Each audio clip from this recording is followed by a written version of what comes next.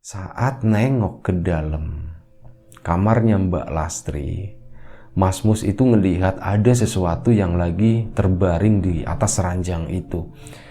Dan Mas Mus bener-bener langkahnya terhenti, nggak bisa ngapa-ngapain, badannya kaku, dia nggak bisa bersuara, saking kagetnya, saking shocknya. Kata Mas Mus itu mirip kayak orang yang kesetrum gitu, bener-bener dek gitu ya. Ada sesuatu yang nyentak di jantung begitu. Mas Mus itu ngelihat ada sosok pocong yang lagi terbaring di atas ranjangnya Mbak Lastri.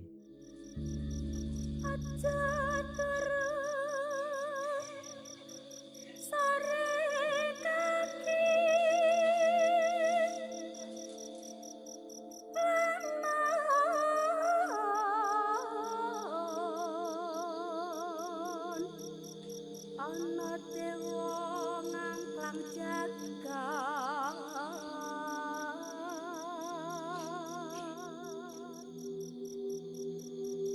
nyangking bokor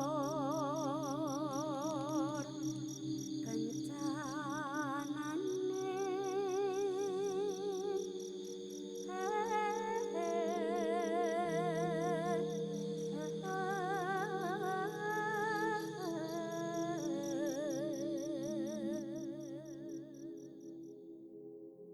Cerita ke-324 di Lapak Horor datang dari salah satu kawan subscriber juga.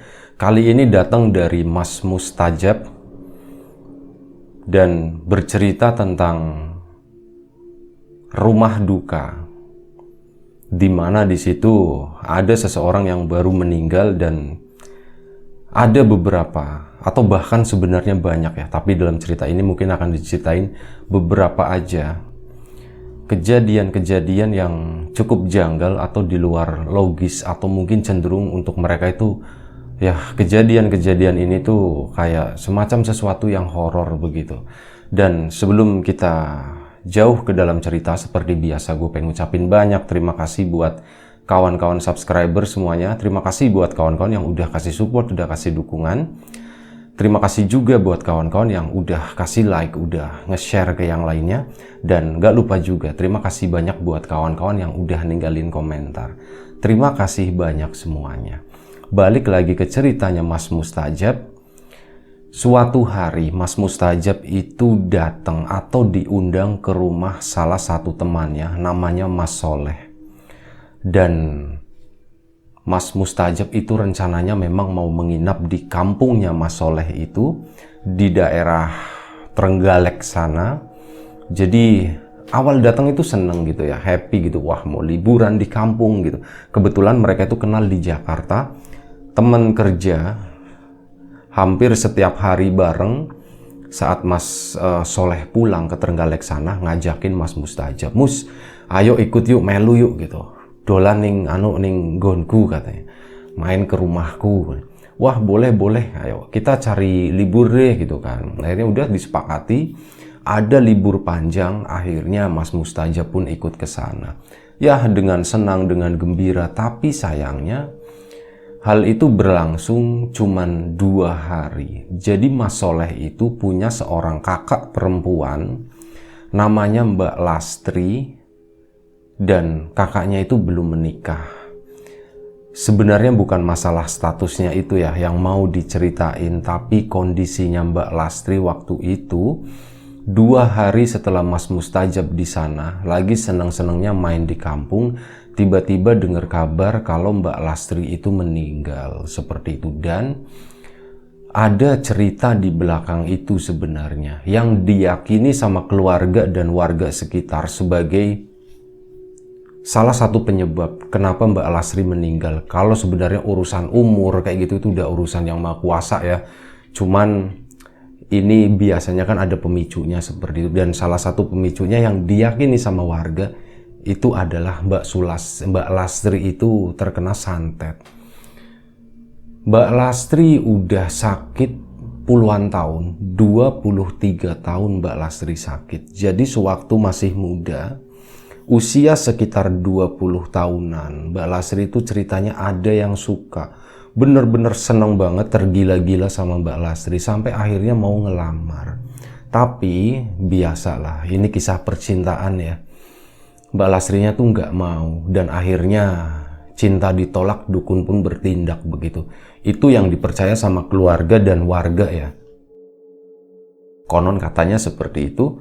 Ya udah, mulai hari itu sekitar 23 tahun yang lalu.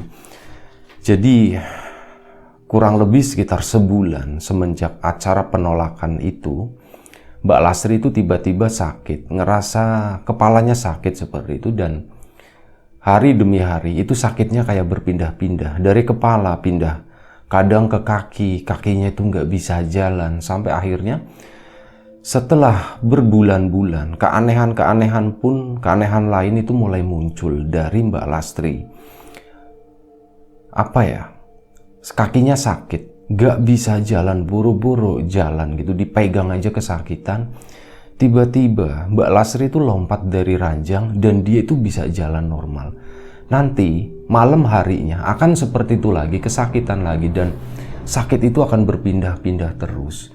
Tapi untungnya ada sesuatu yang menarik di sini. Biasanya orang sakit itu kan gak doyan makan. Nah, Mbak Lastri ini kebalikannya. Dia sakit tapi malah makannya banyak, lahap makannya. Makanya ya itu salah satu, mungkin ya salah satu penyebab Mbak Lastri itu bisa bertahan sampai selama itu. Karena makan dan minum itu benar-benar normal atau bahkan melebihi orang normal gitu. Makannya tuh banyak banget, lebih banyak dari anggota keluarga yang lain yang masih sehat-sehat seperti itu. Dah, singkat cerita, hari itu Mas Soleh dikabari kalau kakaknya Mbak Lastri itu meninggal. Mas Soleh waktu itu kan tinggalnya di kayak rumah sendiri gitu, karena bawa temen, ada rumah kecil di pinggiran desa sana yang ditempatin sama Mas Mustajab. Sementara Mbak Lastri itu masih ikut gabung sama orang tuanya Mas Soleh, masih keluarga besar di sana. Usia Mbak Lastri waktu itu berarti udah 40 tahun lebih ya. Udah ya 43-an lah, kurang lebih sekitar itu. Dan ya acara kayak acara berkabung begitu. Jadi Mbak Lastri itu meninggalnya malam hari, jam 10 malam. Nah, di kampung itu nggak terbiasa kalau misal ada orang meninggal terus langsung dikubur gitu ya malam harinya, itu nggak biasa. Memang ada di beberapa tempat yang acara pemakamannya itu biasanya langsung meninggal jam berapapun. Kalau memang pihak keluarga bilang dimakamkan gitu, ya udah warga siap gitu. Itu ada yang seperti itu, tapi di desanya Mas Soleh itu tuh beda. Meninggal jam 10, jam 9 malam karena ada satu alasan. Memang nggak wajar juga di sana nguburin tengah malam. Sama ada salah satu alasan juga, di mana salah satu keluarganya Mas Soleh, kakaknya lagi, adiknya Mbak Lastri itu masih di luar kota, belum pulang. Jadi nungguin lah, sekalian sambil nungguin katanya, tungguin aku, pas dikabarin seperti itu. Jadi oh ya udah, berarti sekalian besok pagi aja gitu. Memang harusnya juga seperti itu kan. Akhirnya malam itu pada pada taziyah, pada begadang, pada melekan di rumahnya Mas Soleh, rumah besarnya situ. Dan ada beberapa cerita yang beredar setelahnya ya, setelah acara pemakaman, banyak cerita yang beredar. Jadi salah satu keluarga, adiknya kalau nggak salah, adiknya Mas Soleh yang memang tinggal di situ, yang biasa ngerawat Mbak Lastri, dia kan jenazahnya Mbak Lastri itu kan ditaruhnya di ruang tamu situ. Nah, si adiknya ini kan sering mondar-mandir gitu, ke depan belakang. Di sana, tepat di depan kamarnya Mbak Lastri, si adiknya itu sering nengok gitu ya, nengokin, ya ampun ini biasanya di situ ada Mbak Lastri, tapi sekarang udah nggak ada gitu. Dia adiknya tuh bener-bener sayang, bener-bener yang rawat gitu. Selama pokoknya Mbak Lastri kondisinya nggak fit, nggak bisa bangun, ya udah dia yang akan turun tangan. Sesekali, 2 kali, 3 kali itu biasa aja, dan bener-bener adiknya tuh mondar-mandir terus ya. Hampir mungkin setiap 15 menit sekali, ke depan nanti ke belakang lagi. Nah, suatu saat adiknya itu lewat depan kamarnya Mbak Lastri, yang kamarnya dibuka dong. Di agak terangin cahayanya seperti itu, dan adiknya itu nengok ke kamar. Di situ dia ngelihat ada Mbak Lastri.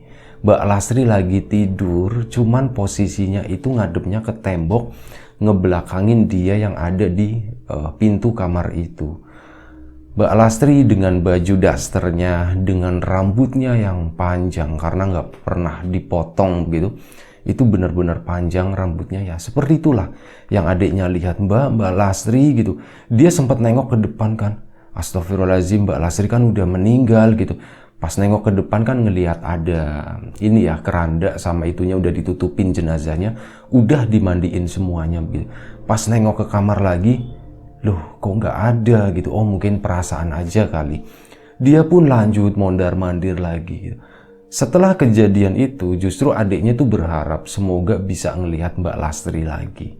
Dan ternyata benar, pas begini kesekian kalinya ya dia bolak-balik lagi, dia ke sana. Wah, ada Mbak Lastri lagi. Kali ini posisinya tuh beda. Mbak Lastri tuh lagi duduk di ranjang yang posisinya itu kalau dilihat dari depan kamar berarti posisinya itu nyamping. Ini ranjang begini ya. Nah, Mbak Lastri itu duduknya di sini, ngadep ke arah tembok sana. Posisi adiknya berdirinya di sini. Jadi ngelihatnya tuh dari samping.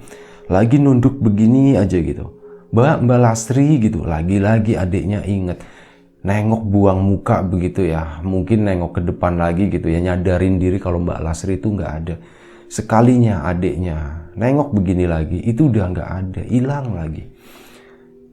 Yang ketiga kalinya pun sama, tetap mondar-mandir. Tapi waktu itu adiknya tuh masih nyimpen rapet-rapet cerita itu sendiri sampai setelah acara pemakaman itu baru dibuka gitu. Nah, yang ketiga kalinya adiknya lewat lagi ke sana. Dia lagi bawa apa ya, kayak bawa minuman, terus tiba-tiba salah satu tutup gelasnya itu jatuh tepat di depan kamarnya Mbak Lastri situ. Nah, tepluk jatuh, pas mau diambil, adiknya kan nunduk begini ya. Dia di sudut mata dia kayak ngelihat, wah ada Mbak Lastri itu, ada sesuatu sebenarnya. Waktu itu berpikirnya belum Mbak Lastri, wah ada sesuatu di bawah tempat tidur, di kolong tempat tidur gitu kan. Akhirnya adiknya pun nengok gitu pelan-pelan, dan di situ astagfirullahaladzim, itu Mbak Lastri gitu. Tapi kok serem ya Mbak Lastri. Posisinya Mbak Lastri itu lagi tidur di bawah kolong tempat tidur, ngadepnya ke arah adiknya, ke arah pintu. Mukanya itu pucat banget, tapi posisinya merem begini, kayak gini, kayak lagi tidur. Pipinya itu disanggak pakai tangannya begini, kayak gitu. Dan adiknya astagfirullahaladzim, kok Mbak Lastri di situ di bawah kolong tempat tidur. Akhirnya dia langsung buru-buru bangun gitu kan ke depan.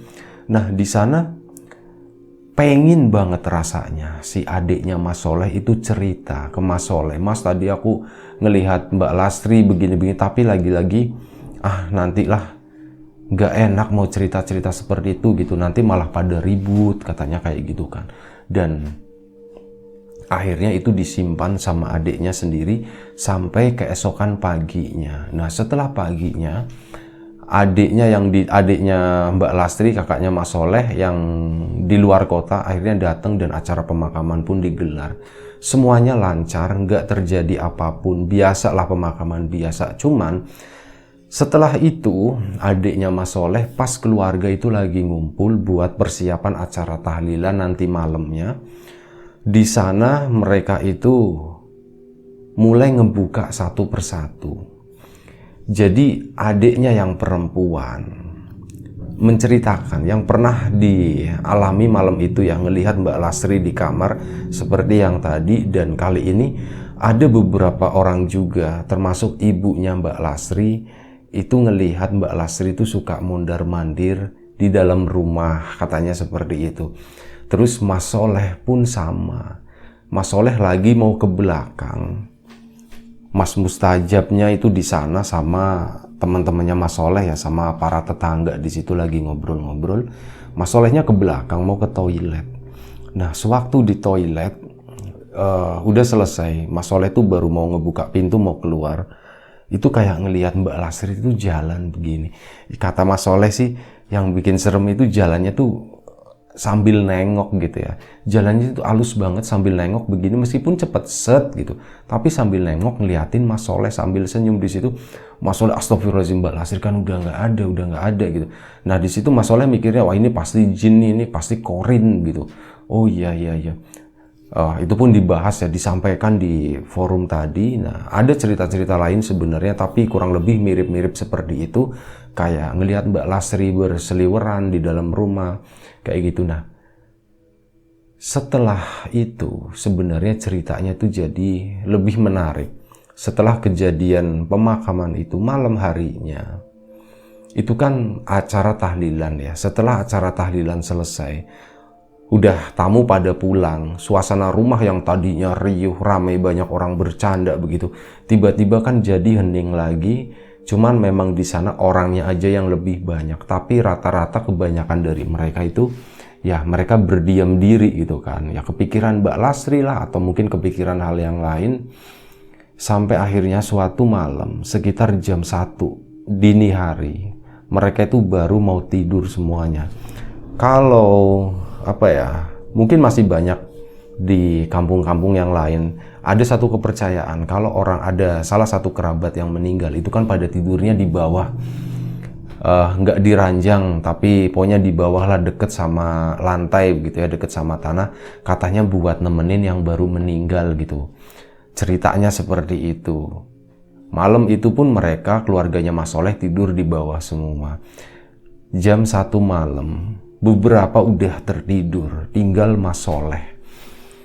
Mas Soleh kelap-kelip, namanya ya anak muda ya, biasa begadang juga gitu. Apalagi di tempat seperti itu ada kejadian seperti itu, meskipun capek tetap aja dia yang tidurnya terakhir lah boleh dibilang. Di sampingnya itu ada Mas Mustajab, lagi kelap-kelip. Mas Mus itu udah tidur dia.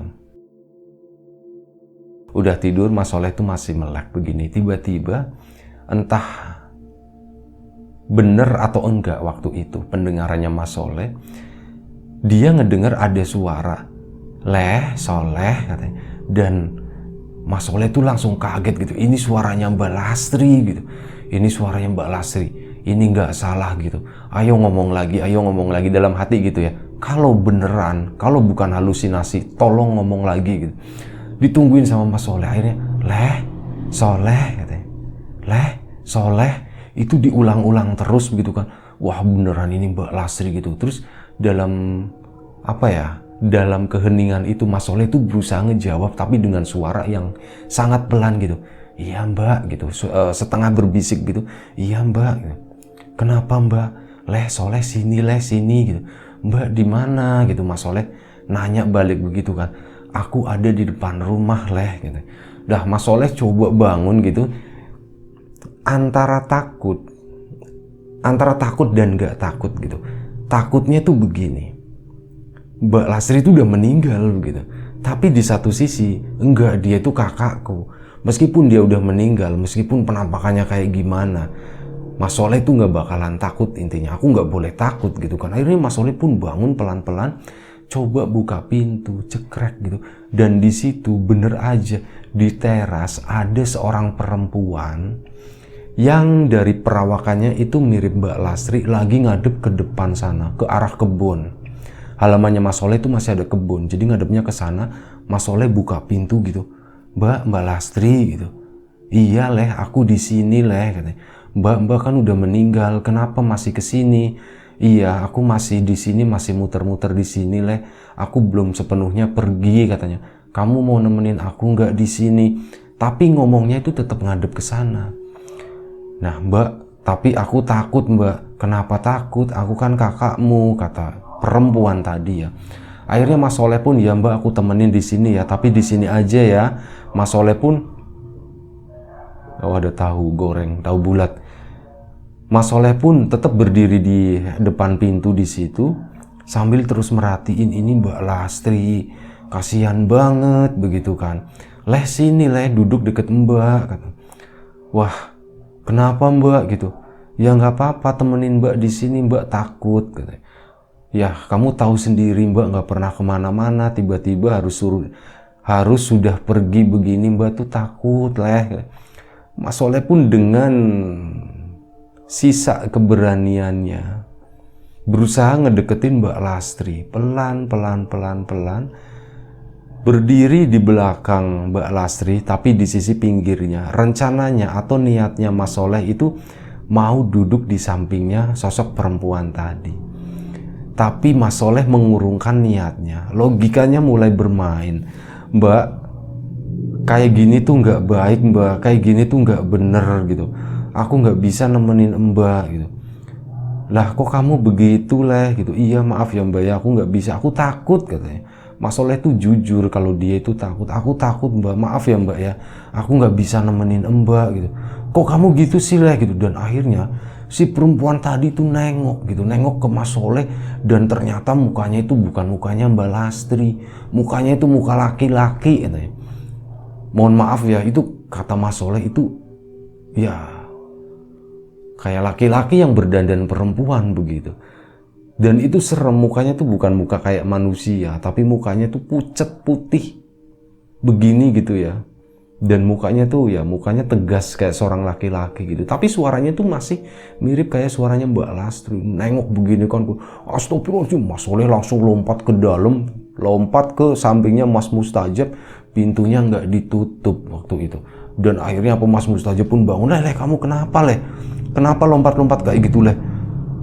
Mus ada setan, Mus ada setan. Wah yang bener gitu. Sumpah itu di depan rumah gitu. Ya udah.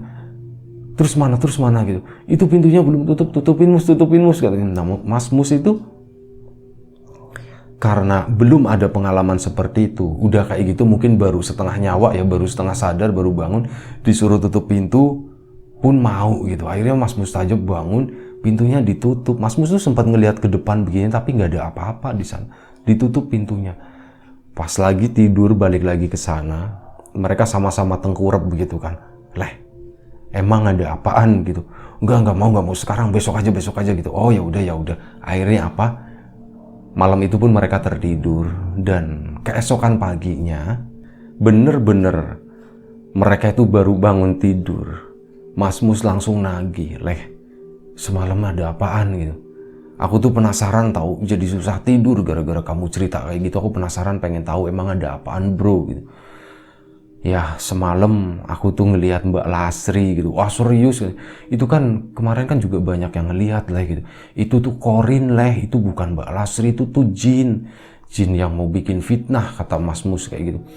Oh iya gitu ya, kayaknya sih iya, soalnya semalam itu mukanya serem banget gimana gitu. Ceritanya gimana sih? Iya aku lagi tidur, tiba-tiba ada yang manggil leh gitu kan. Ya udah aku bangun, suaranya itu dari depan pintu, dari halaman rumah. Aku buka, aku ngeliat Mbak Lastri lagi duduk di sana. Terus kamu ngapain? Ya aku deketin lah, orang dia mau ditemenin, tapi sebenarnya aku takut. Tapi karena penasaran juga aku paksain, aku datengin ke sana. Tadinya mau duduk, tapi aku pikir-pikir enggak serem banget harus duduk di samping kayak gitu, kan aku juga nggak tahu ini bener atau enggak gitu. Dan ternyata dianya marah gitu pas aku nggak mau. Pas nengok, bukan mukanya Mbak Lastri, itu mukanya nggak tahu lah, itu mukanya setan gitu, kata Mas Soleh seperti itu. Nah Mas Mustajab diceritain kayak gitu ketawa-tawa.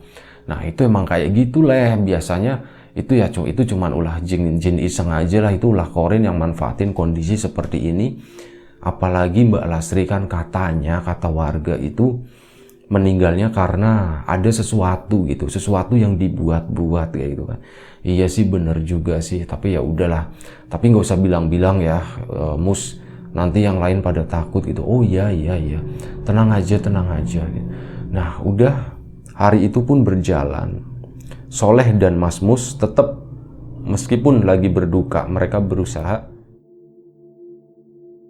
tuh berusaha menetralisir kondisi keadaan dengan cara menghibur diri gitu ya, jalan-jalan ke kebun gitu, nyari burung atau apalah, pokoknya yang bisa dilakuin di kampung itu. Nah udah mereka pulang itu udah menjelang sore, sekitar jam 2 jam 3 sore mereka pulang.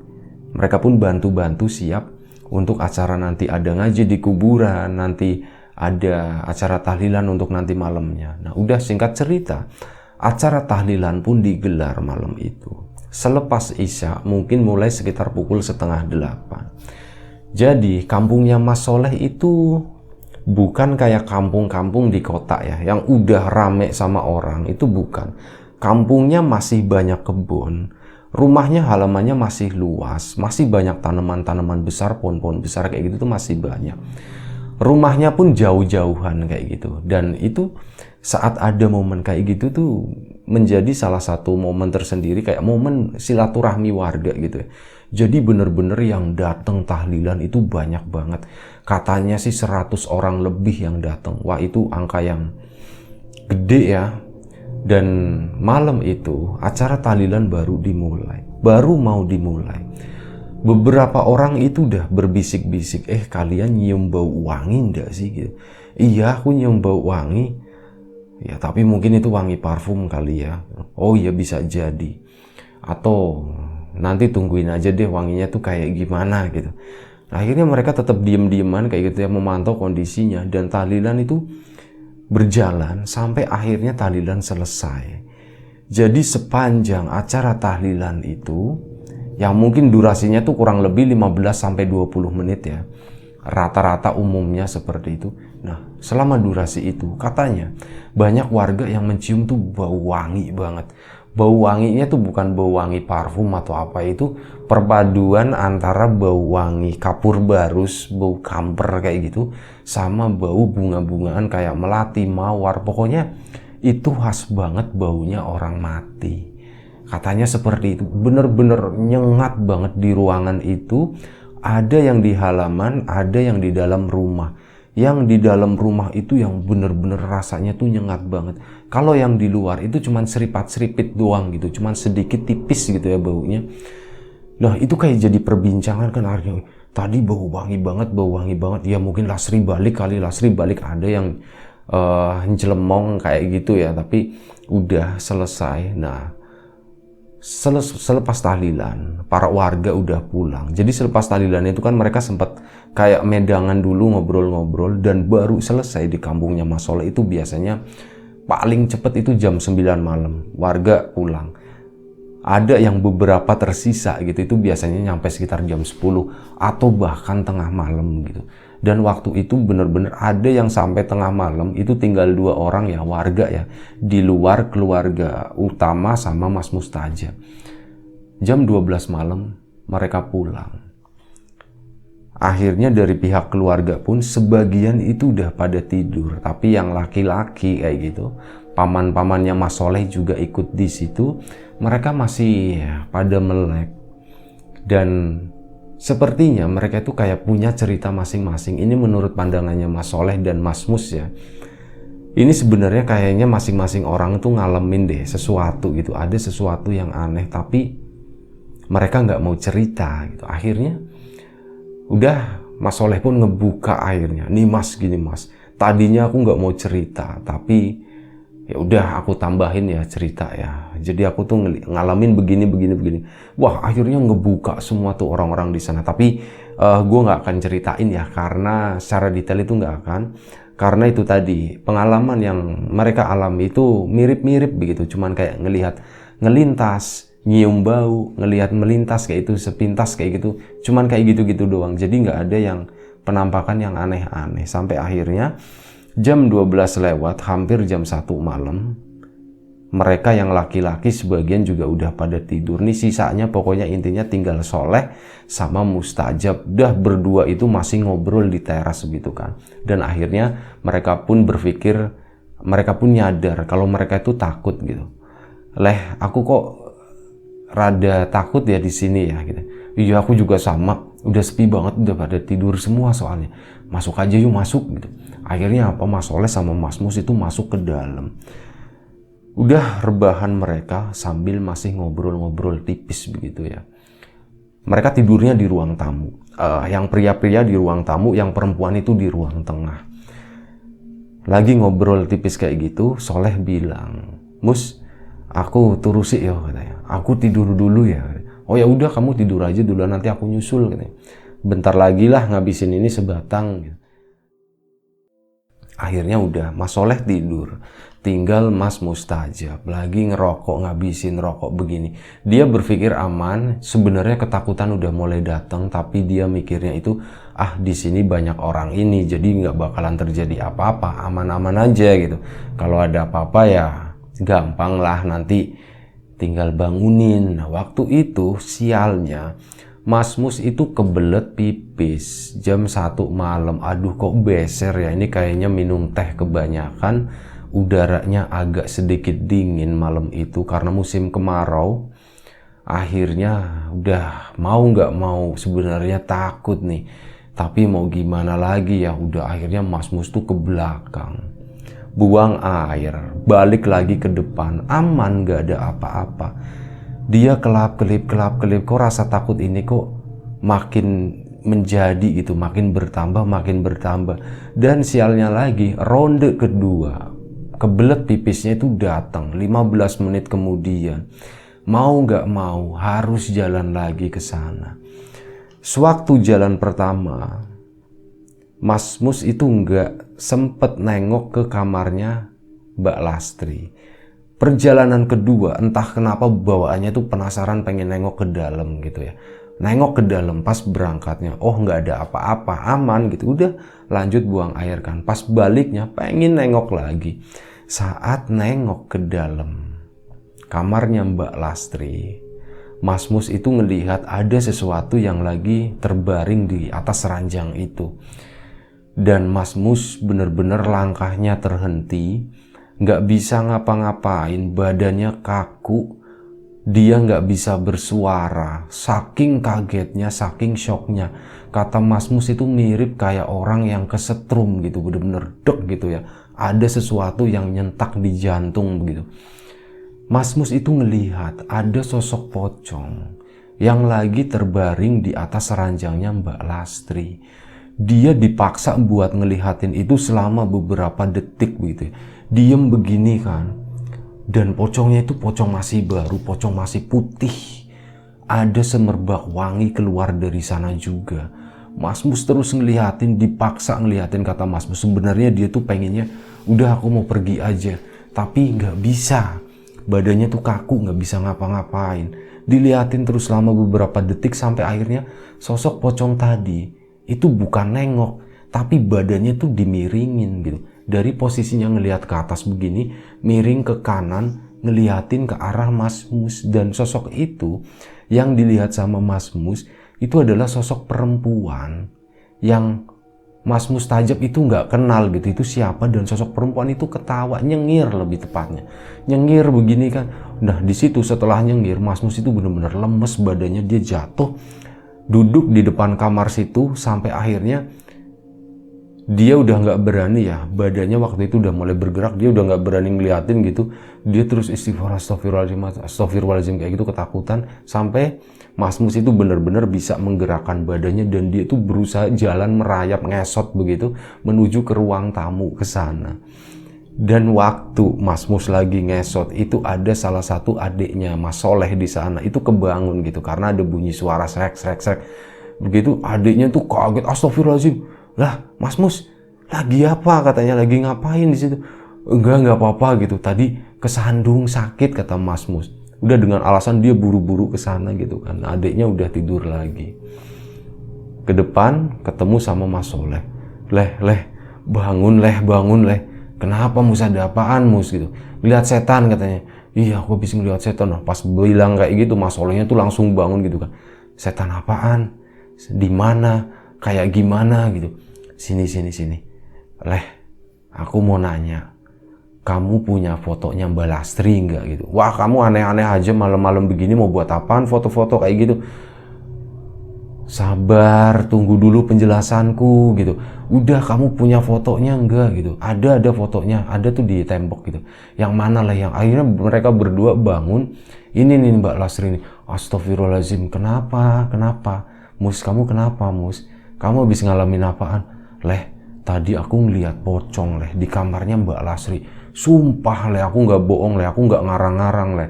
Terus kenapa? Ya mukanya itu muka ini leh, mukanya Mbak Lastri lah gitu. Ah yang bener kamu, sumpah aku nggak bohong gitu. Ini nanti deh kamu coba tanya adik kamu deh, aku tadi jalan ngesot lah. Ini waktu adik kamu tadi sempat kebangun gitu, kaget ngelihat aku ngesot. Oh gitu ya. Waduh gimana ya, terus menurut kamu gimana Mus? Ya menurut aku itu bukan Mbak Lastri lah, itu adalah jin lah. Jin yang nyamar seperti itulah, intinya kayak buat fitnah. Aku sih kadang bersyukurnya begini ya, kalau yang aku dengar-dengar dari cerita sana sini, yang digangguin itu cuman keluarga doang leh, nggak nyampe keluar-keluar gitu.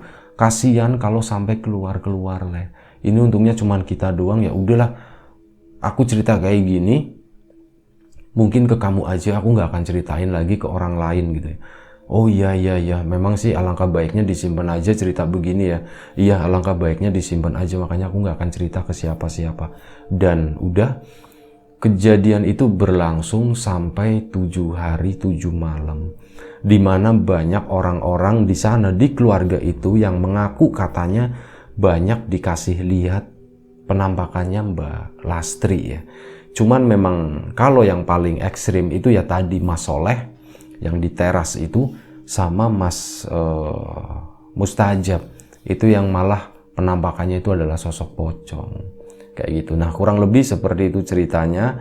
Dan dari yang Mas Mustajab sampaikan itu, Mas Mustajab sih meyakini kalau itu bukan Mbak Lastri, tapi itu adalah sosok jin atau jin korin ya, yang berusaha membuat fitnah seperti itu terhadap almarhumah. Intinya seperti itu.